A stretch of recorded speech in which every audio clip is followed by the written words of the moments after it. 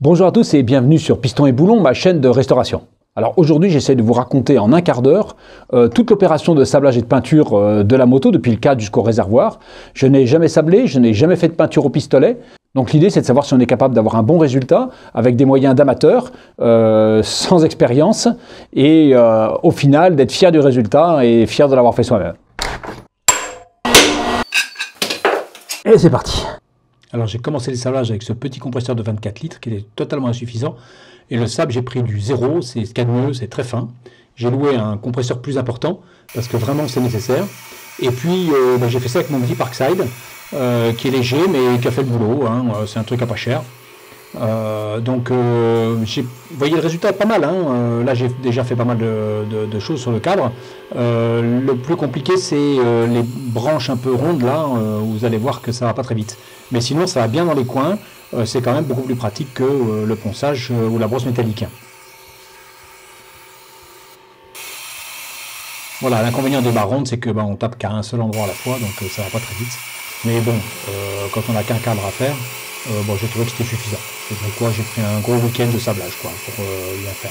J'ai préparé ma cabine de peinture entre guillemets, c'est-à-dire un demi-garage avec une bâche au fond, balayé, aspiré, nettoyé, et maintenant il me reste à mettre de l'eau par terre pour que la poussière colle et travailler sur un sol humide pour pas lever de la poussière ou de la poussière de peinture. Et après, on va y aller. Donc pour le cadre, j'ai choisi la laque Besanato noir. J'ai acheté ça chez Starlight Color. C'est des gens, ils sont super, hein. Le gars il me dit qu'il reçoit 300 mails techniques par jour. Et il répond, j'en ai envoyé 25 moi, tellement j'avais du mal à comprendre ce qu'il fallait faire parce que je suis vraiment pas un spécialiste. Donc ça, j'ai demandé à Beza comment ça marchait, puisqu'en fait c'est fabriqué par Beza, et Beza c'est quelqu'un qui fait aussi Beza Detailing, c'est-à-dire des produits d'entretien de voiture, donc je suis en contact avec lui. Et en fait ça c'est une peinture qui a l'avantage d'adhérer directement sur le métal et d'être brillante, donc vous n'êtes pas obligé de la vernir. Moi je la vernirai quand même dans un second temps quand j'aurai fait toute la peinture, parce que je trouve que c'est plus solide. Donc il reste une chose à faire. C'est une bombe bicomposant, donc il faut mélanger le durcisseur, parce que c'est un durcisseur polyuréthane, je crois. Et donc il faut mélanger le durcisseur, et puis après on peut peindre. Voilà, ça commence à... On entend la bille.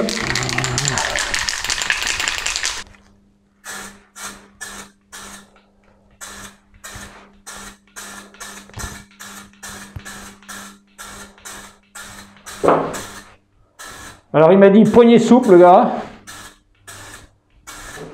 Distance constante, poignée souple. Alors poignée souple, je sais pas trop ce que ça veut dire.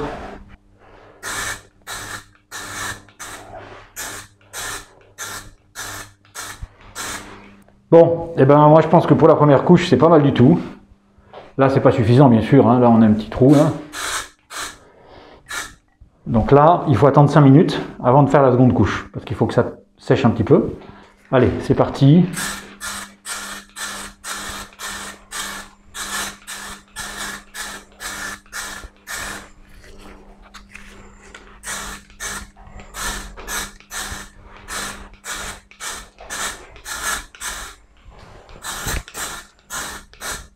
Alors évidemment, la deuxième couche, c'est beaucoup plus difficile, parce qu'on voit rien du tout. C'est sec au toucher. Alors il y a un peu de peau d'orange, mais ça se règle avec un 1500. Comme on va vernir, on passera un coup de 1500 et ça permettra après d'enlever la peau d'orange et de faire le vernis. Ça, il n'y a aucun problème avec ça. Donc là, à contre-jour, on voit pas bien. Là, c'est nickel, hein. Absolument nickel. Je suis très content. Donc, une bombe de peinture, cadre et bras oscillants. Et donc maintenant, il me reste tout ce qu'il y a sur la table, mais j'ai 2 autres bombes de peinture. Donc je pense que ce ne sera pas un problème. Donc je vais laisser sécher encore. Et puis je vais mettre la table au milieu pour que ce soit plus pratique.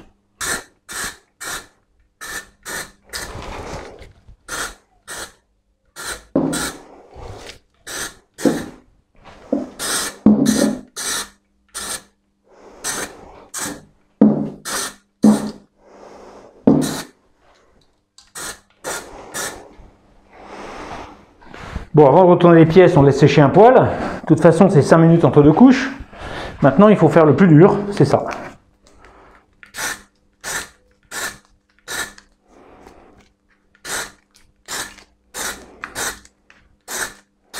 Puis c'est un des éléments les plus visibles. C'est un élément où ça risque de couler aussi pas mal. Donc là, il faut faire gaffe. Je suis très content de ce que j'ai fait. Un seul produit, de la laque brillante directe. Moi, je vais la vernir, mais c'est pas obligatoire. Donc vous voyez que peindre son cadre de moto, ça peut être très facile si on a bien sablé, bien préparé la pièce et pris le bon produit. Alors bien sûr, quand on parle de peinture moto, on a la partie cycle avec le cadre et toutes les pièces qui vont avec. Et puis on a la partie la plus visible qui sont le réservoir. Là j'ai des caches latéraux, quelques petits caches pour la fourche. C'est une moto de 1973. La particularité, c'est qu'il n'y a pas de carénage, donc il y a très peu de pièces à peindre. Mais par contre, il y a une spécificité sur le réservoir. Alors la particularité du réservoir, c'est que dans les années 70, contrairement aux années 80, ce n'est pas des autocollants. Mais comme vous le voyez, la peinture, les filets blancs, en fait, le réservoir a été peint en blanc, puis en noir, en cachant les bandes blanches, puis en vert pour la partie verte. Et donc, il faut reproduire ça. Alors la première chose que j'ai faite, c'est que j'ai poncé toutes les pièces. Alors vous voyez, j'ai pas sablé, hein, donc j'ai pas poncé à nu. Ça sert à rien sur des pièces qui sont pas rouillées. Donc j'ai pris 320 jusqu'à 800, donc 320, 400, 600, 800, pour que ce soit prêt à peindre. En fait, je me suis aperçu en faisant ça que j'avais quelques petits défauts sur le réservoir. Donc vous voyez ici, on a l'impression qu'il y a un défaut de ponçage, mais en réalité c'est un tout petit poc qu'il y a dans le réservoir. J'ai fini par trouver sous l'autocollant qu'il y avait sur le côté une petite rayure qui d'ailleurs n'est pas oxydée du tout parce qu'elle a été protégée par l'autocollant. Et puis, j'ai un tout petit point de rouille ici, là. Et de ce côté, j'ai à la fois un petit éclat de peinture et un petit trou ici, qu'on voit parce qu'on voit avec le ponçage que ça fait une marque. J'ai essayé de le débosseler, mais c'est pas possible, c'est trop petit. Et donc, l'idée, c'est de commencer par mastiquer un petit peu ces parties-là, hein, un petit peu de mastic polyester, donc ça va être très léger. De manière à avoir quelque chose sans défaut, reponcer au 800 avant d'attaquer la peinture. Alors pour le mastic, pour que ça accroche bien, je suis passé au 240 juste aux endroits où j'ai besoin de faire accrocher le mastic et j'ai dégraissé avec un alcool isopropylique pour être tranquille. Mais bon, voilà, ça me semble bien. De toute façon, après on va poncer, donc c'est pas la peine de racler trop parce que ça va le faire de toute façon. Donc là, c'est vraiment très très fin, donc il suffit d'en mettre un tout petit peu pour boucher le trou. Hein. Vous voyez, j'y vais assez largement. Je poncerai après, c'est plus facile. Et comme, voilà, là on voit bien le trou qui est un petit peu plus large. Donc là, effectivement, on a une réparation qui est importante, hein, puisqu'il y avait un POC. Mais maintenant, on passe le doigt, c'est hyper lisse, là, je suis super content. J'ai tout repassé au 800. Donc maintenant, il faudra bien sûr dégraisser juste avant de peindre. Et puis après, faire la mise en peinture. Vous voyez, j'ai gardé un petit peu la trace des filets. Ça me rassure. Je ne sais pas si c'est utile, mais ça me rassure. De toute façon, il n'y a pas besoin de passer tout ça à nu, hein. Donc maintenant, il n'y a plus qu'à peindre. Mais avant, j'ai un gros travail à faire. C'est de nettoyer le garage pour que ça fasse une cabine de peinture à peu près correcte. Donc la première étape, c'est le primaire d'adhésion. Donc le primaire d'adhésion, c'est bien marqué usage professionnel uniquement, hein, donc on est vachement rassuré. Et ça se met avec un réactif. J'ai réglé le compresseur à 3 bars comme indiqué sur le pot. 3 bars en fonctionnement. Et puis maintenant, on va faire quelques tests. Mon pistolet n'a jamais servi, hein. Il n'est pas tout neuf. Enfin, il n'est pas récent, mais il est neuf. Voyons. C'est léger, hein.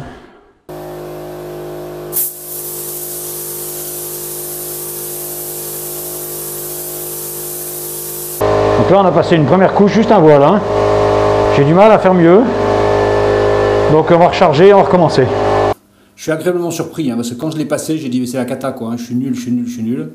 Et puis finalement, c'est pas si mal que ça. J'ai des problèmes de réglage de pistolet, hein. Je suis pas très bon, donc il faut s'entraîner beaucoup, hein.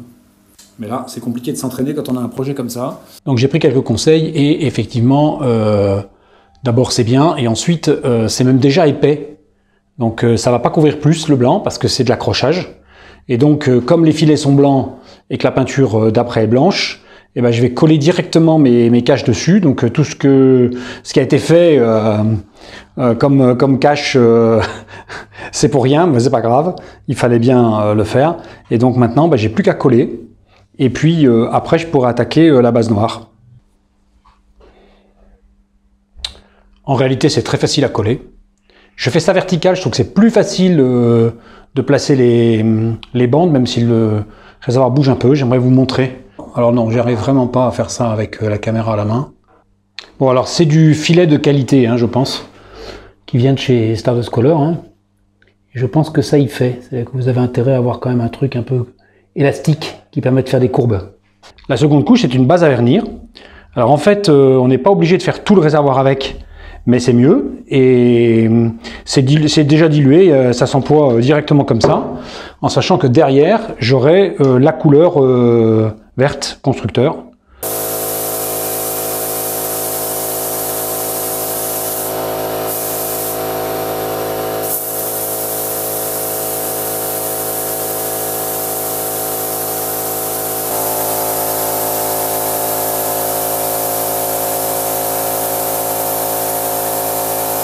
Donc c'est sec. Je vais masquer le noir pour pouvoir faire le vert. C'est un peu la couleur ultime. Hein.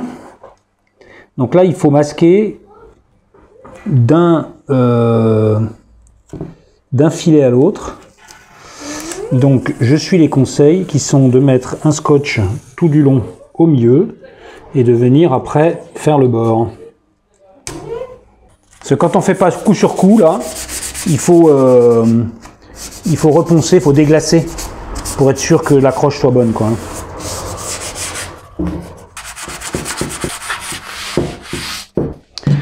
Je vais passer le primaire plastique sur les caches. Ça c'est facile, j'ai déjà fait.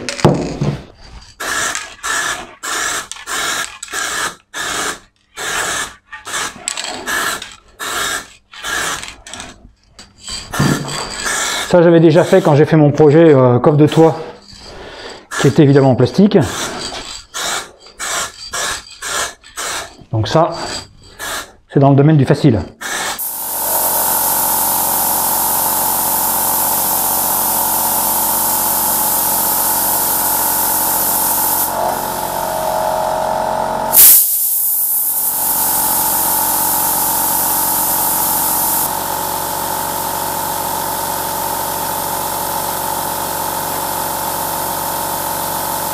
Alors je vous montre un premier résultat. C'est très très bien. C'est très bien. C'est la couleur, je pense, qui va bien. En tout cas, j'espère que c'est la bonne couleur, hein, parce que c'est compliqué de revoir la couleur quand on est parti comme ça. Donc là, bien sûr, je suis à l'intérieur, il n'y a pas la lumière, tout ça. Il n'y a pas le vernis, c'est qu'une première couche. Mais je pense que c'est pas trop mal. Un truc bien mouillé en fait. La meilleure protection que vous pouvez avoir pour une peinture, c'est son vernis. Donc j'ai choisi le vernis Wet Speed que j'ai acheté chez Stardust Color. Pourquoi? Parce que de toute façon, il me faut du vernis pour le réservoir, hein, puisque là, le vernis est obligatoire vu le procédé que je vais utiliser. C'est un vernis bicomposant à séchage polyuréthane, là, qui est excellent pour le durcissement, pour sa qualité. Et c'est un vernis plus cher que les autres, mais qui est plus tolérant, parce que le vernis, c'est un peu plus compliqué à passer. Et donc, c'est plus tolérant à l'humidité, aux coulures, à la peau d'orange, etc. Donc, il semblerait que ce soit vraiment un très très bon vernis. Comme d'habitude, je vais commencer par les pièces, j'allais dire les plus faciles, je ne sais pas si c'est les plus faciles, mais enfin les moins importantes. Une petite retouche sur le phare. Après, les caches latéraux, le réservoir. Maintenant, les caches latéraux, j'ai dit que je commençais par l'arrière.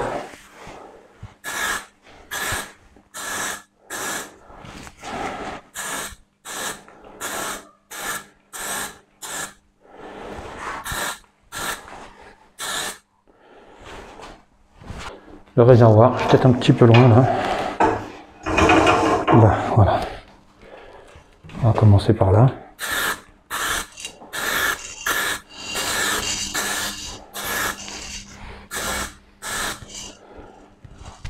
Le côté d'abord, on a toujours dit. Hein.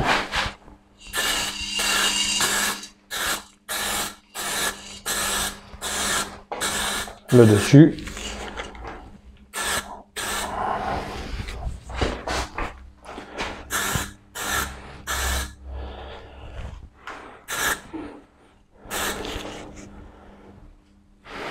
Ça, c'est la première couche. Oups là.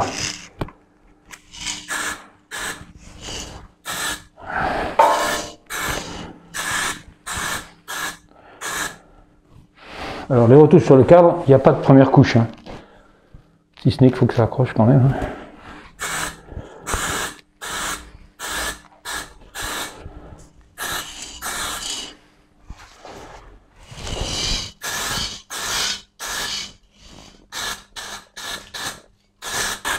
Pas qu'il y ait de manque.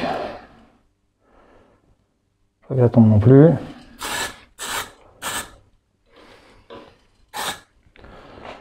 Ça c'est pas mal, touche plus. Alors le phare. Voilà, là ça manquait un peu. Là c'est bien. Là c'est très bien, touche plus.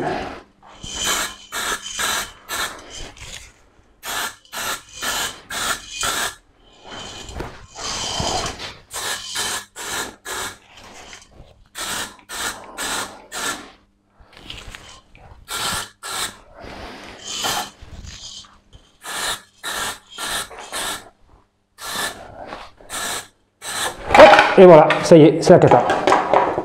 C'est la cata. Je craignais un peu ça, putain.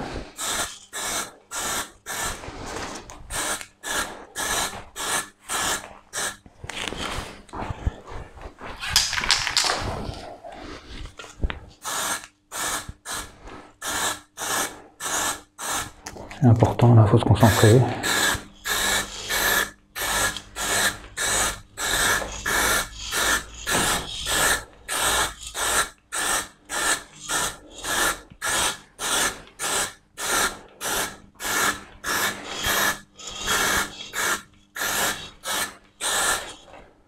Bon, malheureusement, il n'y a pas de soleil, mais je pense que là, on voit quand même bien le résultat. Moi, je suis vraiment content. C'est pas absolument parfait, mais c'est pas mal du tout. Là, ça brille. Hein.